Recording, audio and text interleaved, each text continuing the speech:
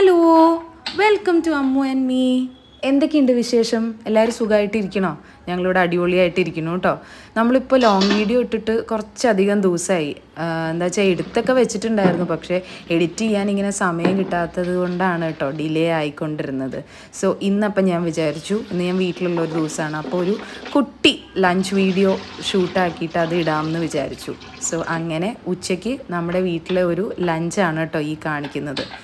ഭയങ്കര simple ലഞ്ചാണ്, vegetarian ലഞ്ചാണ്. നമ്മുടെ വീട്ടിൽ എങ്ങനെയാണെന്ന് വെച്ച് കഴിഞ്ഞാൽ നോൺ ഭയങ്കര കുറവാണ് കമ്പാരിറ്റീവ്ലി. ഇവിടെ അമ്മൂനാണെങ്കിലും എനിക്കാണെങ്കിലും അങ്ങനെ വെജ് കഴിക്കാനായിട്ട് മടിയൊന്നുമുള്ള കൂട്ടത്തിലല്ല. അപ്പം അതുകൊണ്ട് തന്നെ നമ്മുടെ വീട്ടിൽ വെജാണ് കൂടുതലും. ആൻഡ് ഇടയ്ക്കിടയ്ക്കൊക്കെ നമ്മൾ നോൺ വെജ് മേടിക്കുക, അതിലും ചിക്കനൊക്കെയാണ് കൂടുതലും മേടിക്കലുള്ളത്. ഫിഷ് അങ്ങനെ വലിയ താല്പര്യമില്ല. പിന്നെ ഇടയ്ക്ക് അമ്മു ഇങ്ങനെ ചില മീനൊക്കെ ഈ പറഞ്ഞ പോലെ ചാളയോ അങ്ങനെ എന്തെങ്കിലുമൊക്കെ വേണമെന്ന് പറയുമ്പോഴാണ് ഫിഷ് കൂടുതലും മേടിക്കുന്നത്. അപ്പോൾ ഇന്നത്തെ മീലിൻ്റെ കാര്യം പറയാം കേട്ടോ. ഇന്ന് നമ്മൾ പച്ചരി ചോറും പിന്നെ കോവയ്ക്കയുടെ ഒരു മെഴുക്ക് വരട്ടിയും പിന്നെ പൊട്ടറ്റോൻ്റെ ഒരു ഫ്രൈ പോലത്തെ ഒരു ഇതാണ് കേട്ടോ. ഞാനതെൻ്റെ അമ്മ ഉണ്ടാക്കി കണ്ടിട്ടുള്ളൊരു റെസിപ്പിയാണ്. കുറേ പേർക്കൊക്കെ അറിയായിരിക്കും. ഞാൻ അമ്മ ഉണ്ടാക്കി കണ്ടിട്ടാണ് അത് പഠിക്കണത്. അപ്പോൾ അത് ചോറിന് മാത്രമല്ല ചപ്പാത്തിക്കാണെങ്കിലും നല്ല ടേസ്റ്റാണ് അത് കഴിക്കാനായിട്ട്. സോ കോവയ്ക്ക മെഴുക്ക് വരട്ടി ഇപ്പോൾ എല്ലാവരും ഉണ്ടാക്കുന്ന പോലെ തന്നെ എണ്ണ ഒഴിച്ചു, കടുക് പൊട്ടിച്ചു, അതിലേക്ക് കുറച്ച് സവാള ഇടും. അതിന് ശേഷം മഞ്ഞൾപ്പൊടിയും മുളക് പൊടിയും ആവശ്യത്തിനുള്ള ഉപ്പും എല്ലാം കൂടി ഇട്ട് നമ്മുടെ കോവയ്ക്ക ഇട്ട് അടച്ചു വെച്ച് നല്ലോണം വേവിക്കും. പിന്നെ ഇവിടെ എങ്ങനെയാണെന്ന് വെച്ച് കഴിഞ്ഞാൽ ഞങ്ങൾക്ക് കുറച്ചൊന്ന് ഫ്രൈ ആയ ടൈപ്പാണ് ഇഷ്ടം. അതുകൊണ്ടാണ് കേട്ടോ ഒത്തിരി എണ്ണ കൂടുതലാണ് ഒഴിച്ചേക്കുന്നത്. എപ്പോഴും ഒന്നുമില്ല, ചിലപ്പോൾ അങ്ങനെ ഉണ്ടാക്കും, ചിലപ്പോൾ അല്ലാണ്ട് തോരൻ പോലെ ഉണ്ടാക്കും. അപ്പോൾ എണ്ണ കുറവ് മതിയല്ലോ അങ്ങനെ. സോ ഇന്നിപ്പോൾ എന്തായാലും നല്ല ഫ്രൈ ആയിട്ട് കഴിക്കാനാണ് ഒരു താല്പര്യം. അപ്പോൾ അത് കാരണം ഇന്ന് കുറച്ച് എണ്ണയൊക്കെ ഒഴിച്ച് കുറച്ച് ലാവിഷായിട്ടാണ് ഉണ്ടാക്കുന്നത്.